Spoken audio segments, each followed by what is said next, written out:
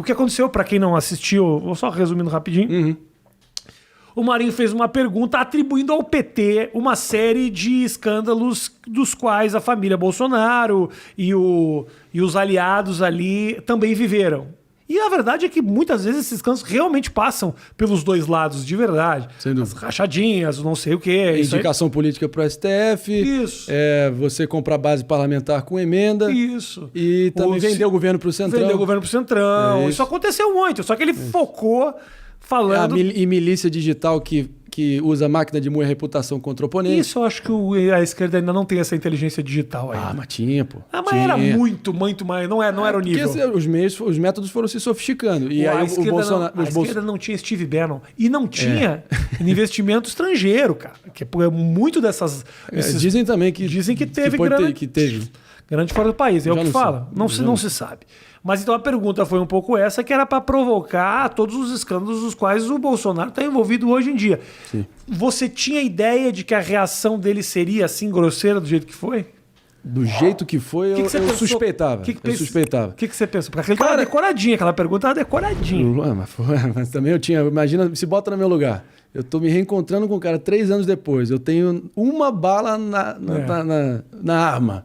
Eu tenho que dar um headshot. E acho que assim foi bem missão cumprida nesse sentido. Porque depois, se você espera... Porque eu expus. Porque você falou bem aí, irmão. Porra, a minha missão ali era expor exatamente a fragilidade dele, a intempestividade dele, a incapacidade de lidar com o contraditório.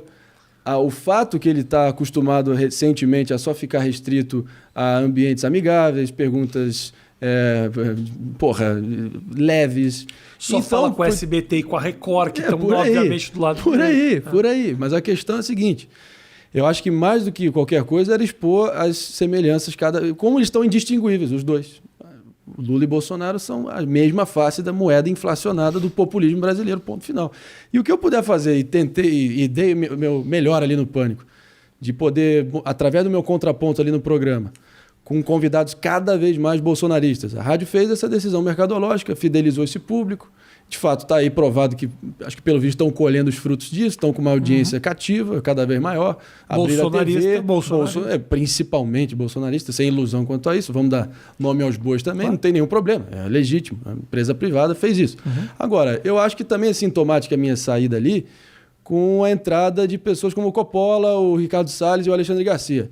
O próprio Coppola, eu sou muito grato a ele, considero ele até um amigo, ele que me estendeu o convite para fazer o Morning Show, que foi minha primeira entrevista na minha vida aqui em São Paulo, e dali a minha carreira foi adiante. Então, nada contra ele, mas são pessoas, no mínimo, simpáticas ao atual governo e que vão ao encontro dessa nova linha editorial que está norteando lá a parada. Agora, dando um passo atrás, voltando para a pergunta, eu olhei aquela situação, de fato eu só tinha uma chance, e eu queria expor exatamente essa semelhança dos caras. E acho que assim foi feito. O que aconteceu ali? Ele falou, ele logo já partiu para o pessoal tentar botar meu pai no meio, que, porra, pelo visto, ele claramente não estava vendo o Pânico, que isso aí já virou a coisa mais batida do mundo ali. Eu já estava completamente... Ele vai falar, óbvio que você vai falar isso. Né? Então, ele foi ali, passo a passo, entrando na minha ratoeira retórica. O que ele disse mesmo? Que teu pai ratoeira retórica. Que teu pai... Eu sei que teu pai quer o cargo do Flávio Bolsonaro. Eu não vou cair na tua provocação, tá ok? Não vou cair na tua provocação.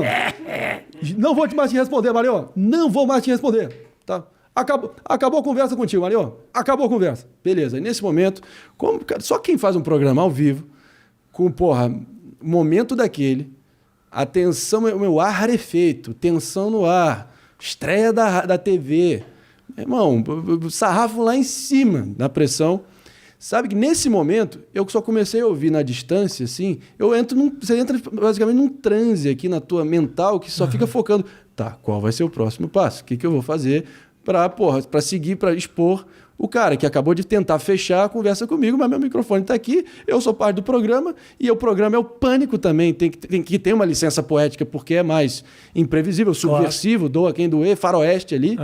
E aí, eu olhei naquela situação, então eu não ouvi direito, que era o Adrilles que estava com aquela voz de gralha seca no horizonte, fazendo uma pergunta, falando assim... Nem ouvi o Adrilles naquela hora. Foi logo depois. Ele falou assim, é um transe metafísico estar fazendo essa pergunta para você, presidente. Um transe, é um tesão metafísico. Um tesão metafísico. O que ele quer dizer com isso? Vamos chegar lá. Aí... A tua pergunta era um tesão metafísico? Não. O Adrilles começou a fazer a pergunta. Bolsonaro me cortou. Entra o Adrilles e começa a fazer a pergunta dele. O abre-alas da pergunta do Adrilles foi exatamente esse, dando o tom da pergunta, que é um tesão metafísico estar falando com o senhor. Então, não preciso falar mais nada. Mas nesse momento eu não ouvi isso. Eu estava lá na minha... Esperando. Não, mas eu estava meio que pensando o que eu vou fazer. Nem estou ouvindo, nem estou registrando o que está rolando em volta de mim naquele momento. E, por acaso, foi o Adrilles o próximo. Poderia ter sido qualquer um. Como eu estava ali já elencado como, o anti-bolsonarista daquela dinâmica, por óbvio que eles iam ver em mim o cara que queria... é o cara que está ali para instigar, fazer a pergunta foda, para jogar um abacaxi no colo dele. Não satisfeito, eu volto meio que eu estou ali na minha nuvem mental, eu volto e o meu primeiro instinto, e eu tinha esquecido que tinha sido o Adrilles, falou assim, como é que é, presidente? Só pergunta de bajulador? Só pergunta de bajulador? Porra, é isso mesmo? Responde, presidente, o PT vai voltar, a gente precisa saber, tá todo mundo preocupado. Aí nessa hora o Adrilles, não é que ele vestiu a carapuça, ele se enforcou com a carapuça, né? Porque ele falou, bajulador, caralho! Seu Mauricinho! Essa parte eu não ouvi. Ele falou pra você? Aí começou a gritaria, foi a baixaria total. Com você? Comigo, pô. Eu não vi essa parte. Você viu essa parte? Adrilles, se estiver vendo, eu não tenho nada contra a Adrilles, a gente teve sempre uma boa relação cordial. E ele sabe disso. Mas era um momento teu ali com o presidente. Não, mas acabou o meu momento com o presidente. Vem o Adrilles, faz a pergunta dele, Bolsonaro responde. Mas você ainda fez o comentário que eu achei muito bom. E eu venho depois. Eu falo, né? O que você ouviu? Esse é o comentário, que é o comentário falando... Tigrão com humorista, tchutchuca com a Steph. Esse aí. É isso. Mas também... você tem que... Meu irmão, ali é briga de rua ali também, né, pô? Ah, não, mas é o presidente. Então... Melhor de tudo, mutaram o Bolsonaro. Mutaram o Bolsonaro? Não é que mutaram, cara. O cara tem uma desvantagem também que eu... Tava fora. Tava conectado na internet. Fica abafado. Laptop. Imagina se as lives que ele faz já é do Motorola. Imagina da onde a live do Talibã. Uma live de bosta. Padrão Al-Qaeda dele. Ele faz no Nokia dele. Ele foda. Mas, cara... Aí foi isso. Aí entrou na loucura. E aí o Bolsonaro lá com a voz dele afogada na cacofonia da loucura que a gente estava começando a gritar, e eu deixando o Adrilles me xingar de qualquer coisa, Adrilles, o PT, me atendo à pergunta, a sacada da pergunta. Eu ia morrer com aquele plano de ação até o final. Eu ia pra matar ou pra morrer, né, irmão? Porra, como eu disse, como diria o Gordon Gekko em Wall Street, it's trench warfare out there, pal. Então é guerra de trincheira. Agora... Aí foi isso. Aí o Bolsonaro, se o Marinho voltar, eu vou embora. Se o Marinho voltar, eu vou embora. Aí o Adrilles falando, seu pai queria um carguinho e não ganhou, e vocês se rebelaram. Aí eu falei assim... Eu não vi nada disso. A parte do Adrilles eu não vi. Não viu? Aí eu falei assim... O Adrilles tem uma voz tão fina e tão meio chata. Eu gosto muito dele, mas a voz dele é chata que às vezes o meu ouvido não registra. É tipo golfinho, sabe? Só se comunica... O meu não registrou também. Eu te falei, eu tava completamente na minha ali, enfim. Aí nesse momento eu só falei assim, pelo menos meu pai não chora no banheiro. Na hora que eu falo isso, o Bolsonaro acabou a entrevista e sai. Sendo que tinha uma gravação simultânea lá em Manaus, onde ele estava, onde era a câmera dele, na live dele, nas redes dele, que ele sempre foi paranoico, achando que qualquer entrevista pode ser que tenha um corte canalha, que veio do CQC com a Preta Gil, desde aquela situação toda, ele ficou traumatizado e sempre tem uma câmera dele filmando simultaneamente toda a entrevista. A sorte não, o fato é que estava filmando ele dentro de outro ângulo, onde dava para ouvir a voz dele, se o Marinho voltar, vai embora, se o Marinho voltar, vai embora. E deu no que deu. Furou a bolha de todos os lados, o pessoal comentando. E, cara, ali eu olhei em volta no dia seguinte, também no Pânico, e criou-se um certo constrangimento para certas pessoas da produção. Também não quero fulanizar, nem especificar aqui. Eu tento ser um cara elegante, eu só tenho gratidão aos caras. Só deixei amigos, baita, portas abertas. Esbarrei com o Tutinha hoje num restaurante e ele, só disse isso. Os caras ficaram tristes com a minha saída, portas abertas. Então, nesse sentido, fico muito feliz com a forma que se deu. Mas no dia seguinte, e aí a sensação foi que foi armada uma espécie de arapuca e retaliação a mim. Estou falando que isso foi de caso pensado, o Pânico vai se vingar do Marinho. Mas certas pessoas ali dentro que se sentiram afrontadas pelo resultado da minha pergunta, vieram tentar ter uma espécie de vingança desde a chamada do programa. Aí eu te pergunto, eu estendo a pergunta. Eu também não sei, não vou ser leviano aqui. Eu te pergunto, eu não sei se o mundo está muito louco, esse é o novo normal, mas eu não sei, realmente não sei. A chamada do programa onde eu estou botando a cara, trabalhando, colaborando há 2 anos, É tipo assim, você acha que você conseguiria escapar, Marinho? Você acha que você ia conseguir escapar com essa lacração? Agora se prepara que amanhã vem o vereador de Belo Horizonte, que eu estava já me engalfinhando alguns programas ali numa treta constante. Tinha sido meio que o meu contraparte, ali, meu antagonista nos programas anteriores. Não satisfeito, a produção troca o Guga Noblar, que, porra, é um cara mais da canhota, o canhotinha de ouro, conforme o Emílio, e bota o Constantino, que é outro cara que eu tô faltando meia hora, porra. O cara tirou o Che Guevara e trouxe o Mussolini pro bagulho. E aí, porra, beleza. Eu não vou ficar aqui de coitadismo, eu sou... Meu irmão, podem falar o que quiserem de mim, podem odiar o meu focinho, mas dizer que eu não botei a cara e defendi o que eu acredito, meu irmão, eu não mudei de princípio, eu mudei de expectativas para não mudar de princípios, ao contrário de outros, muitos outros ali dentro, que mudaram de princípios para salvar expectativas e tentar manter e estão intoxicados com esse hiperengajamento da Bolsolândia. Uhum. Mas, de qualquer forma, como diria o Ciro, perdoe minha digressão, repare bem, porque é o seguinte, olhando para frente... Caralho, imita o Ciro aí, imita o Ciro. Repare bem, aí o que aconteceu foi o seguinte, Rafinha, armaram Marapuca uma armadilha de 5ª categoria, essa camada de proto-neoliberalóide, proto-fascista reacionário, esses cripto-reacionários de uma figa aí, começaram a trazer meu estimado Marinho, garoto aí que tá botando a cara, pode a gente ter uma divergência pontual aqui a colar, mas a versão é a seguinte... Porque aí você se coloca no meu lugar. Aquele babaca daquele Constantino começa a me atacar no pessoal. Começa a trazer família pro meio. Não satisfeito, antes disso, o vereadorzinho começou a fazer um sermão para mim. No momento, e eu tendo que ouvir quieto. Não satisfeito, eu olho para aquela cena. Na hora do meu direito de resposta natural, acabei de ser atacado pessoalmente no fígado, debaixo da cintura. Eu olho e o Emílio me barra. O Emílio não deixa eu falar, não deixa eu declamar a minha versão dos fatos. Eu estava ali um pouco quieto, um pouco recuado. Na hora que eu ia me defender, o Emílio, para tentar evitar que o circo de vez pegasse fogo, cortou a minha fala. Além disso, entra o Constantino logo em seguida e vira flechada direcionada para cima da minha pessoa de todos os lados.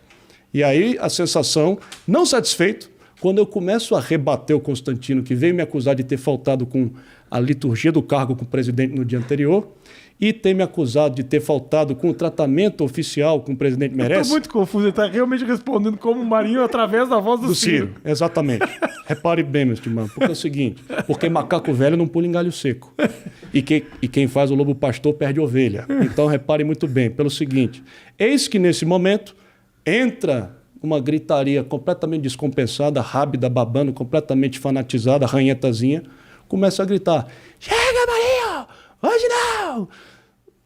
Uma pessoa, enfim, um integrante da produção. Não, quem foi? Não, tá, a produção não interessa. Não interessa. Não vou dar aí. Paulinha é foda, Paulinha é foda. Paulinha é chata mesmo, Paulinha é chata. Me disse isso é normal. Aí eu ouço isso, enquanto o Constantino tá ali me atacando no fígado, aí fala isso e não satisfeito, cara, começa a gritar. Enquanto eu tô tendo que ouvir o Constantino ali, porra, ao vivo, na minha frente começa a me escrotizar num nível inominável. Aí eu olho em volta e falei, quer saber? Eu sei como isso aqui funciona. Eu não tenho nenhuma ilusão. Eu também não sou santo aqui, não. Eu travei o bom combate, eu meti a cara, eu não sou o ínclito da república, que eu sou o papa, não. Eu também fui pro front. Uhum. E voltei com cicatrizes e com traumas e com... Porra, mas valeu a pena pra caralho. E eu acho que até uma espécie de fim poético para esses 2 anos intensos, especialmente 2021, eu ter exposto Jair Bolsonaro por quem ele é.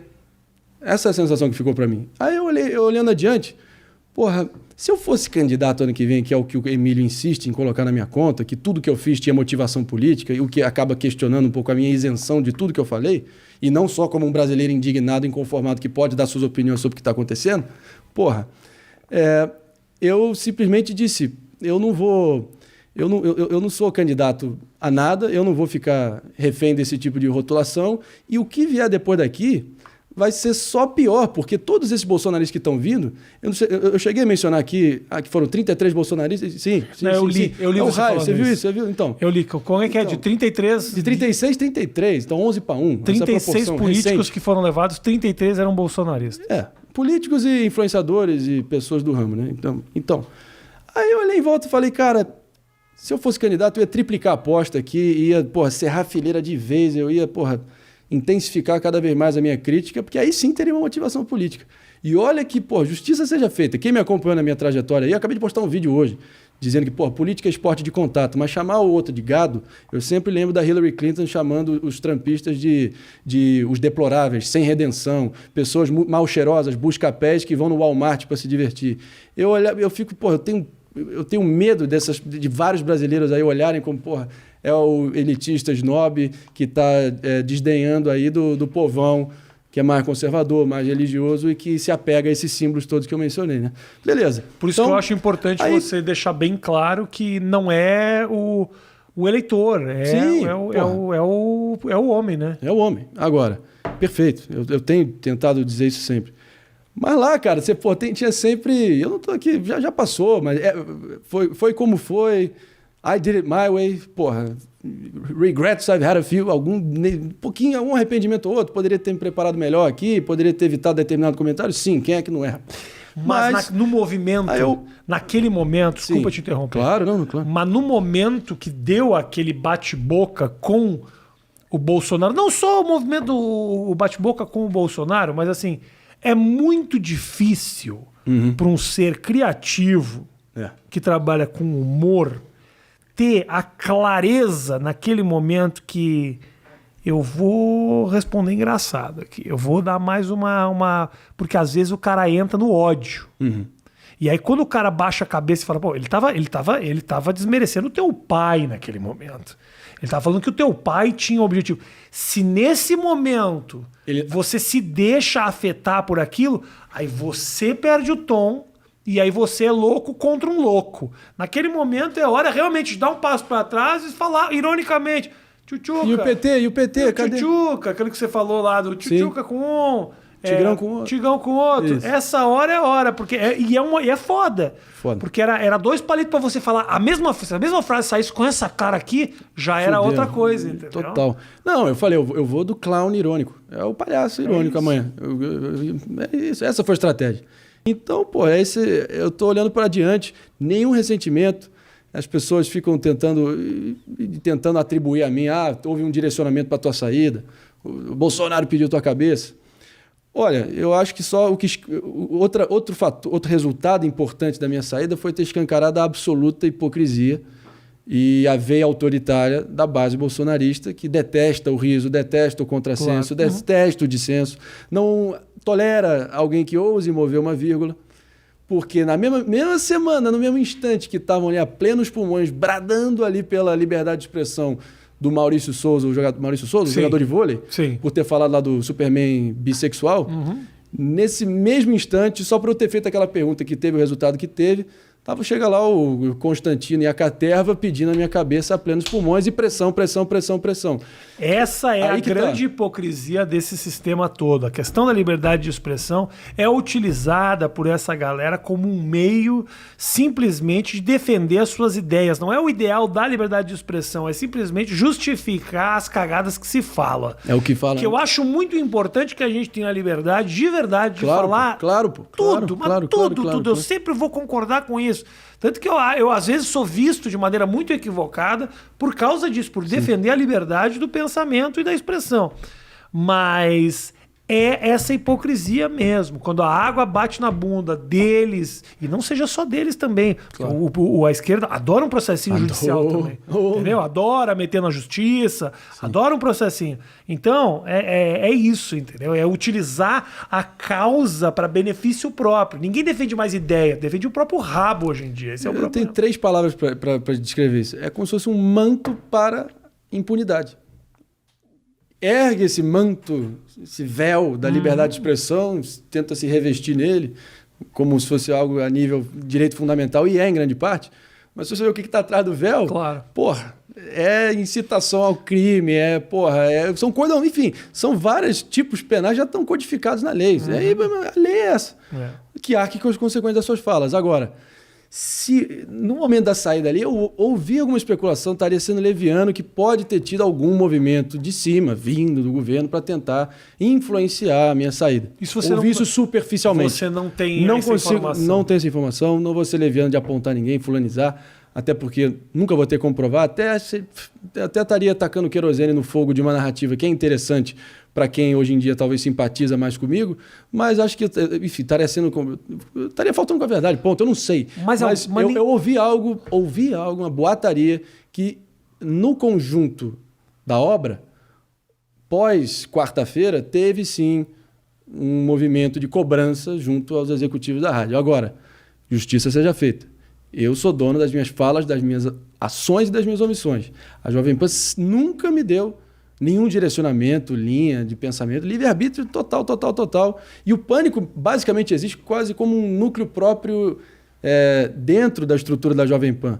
O Tutinha mal tem ingerência de fato do que acontece no Pânico. Lógico que a última palavra é dele, por óbvio. Mas é o Emílio que toca ali junto à produção. E o Emílio foi, meu irmão, um mestre pra mim. Só tenho gratidão a ele. Puta convivência prazerosa que a gente tinha. Eu tenho a mais absoluta certeza de que ele deve ter gostado da tua pergunta pro Bolsonaro. Ele fala, acho que não tem problema nenhum em falar aqui. Até mencionei isso no Rica Perrone. Assim que, o meu celular, eu te botei de cabeça pra baixo, parecia que, meu irmão, que eu tinha, sei lá... não parava. Mas um peixe fora d'água, do celular. Aí eu olhei pra ele...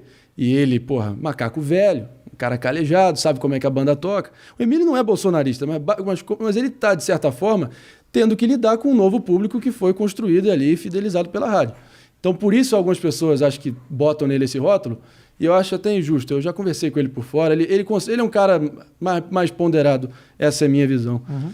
E aí, talvez a característica que eu sempre mais admirei nele é a imprevisibilidade, ser um cara, imprevisível nos comentários. É o cara que, se veste de lulista num dia e vai ali instigando a audiência, outro dia tá bolsonarista tiozão do Zap falando de antivacina, entendeu? Sim. Então, eu acho isso até interessante pro personagem dele.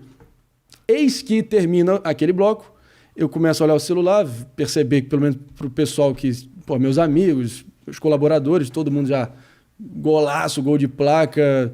O gol que Pelé não fez, não é para tanto, não quero nem olhar por esse lado. Mas foi o que o Nico estava falando. Eu falei, a prova deu certo, tá? Então eu já fiquei mais tranquilo, eu olho pro Emílio e ele tá meio que, aquele jeito dele, assim, com o ponto aqui, que ele não ouve ninguém no intervalo. Aí ele olhou assim para mim.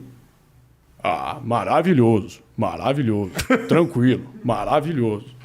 Aí eu falei, tranquilo. Ele sabia, ele olhou pra audiência mesmo.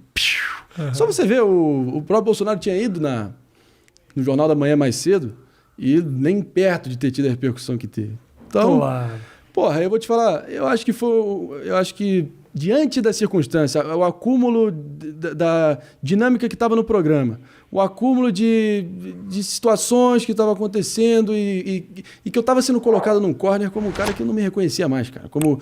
o vilão, o bad boy, o cara para fazer o contraponto, o bode expiatório do fanatismo alheio.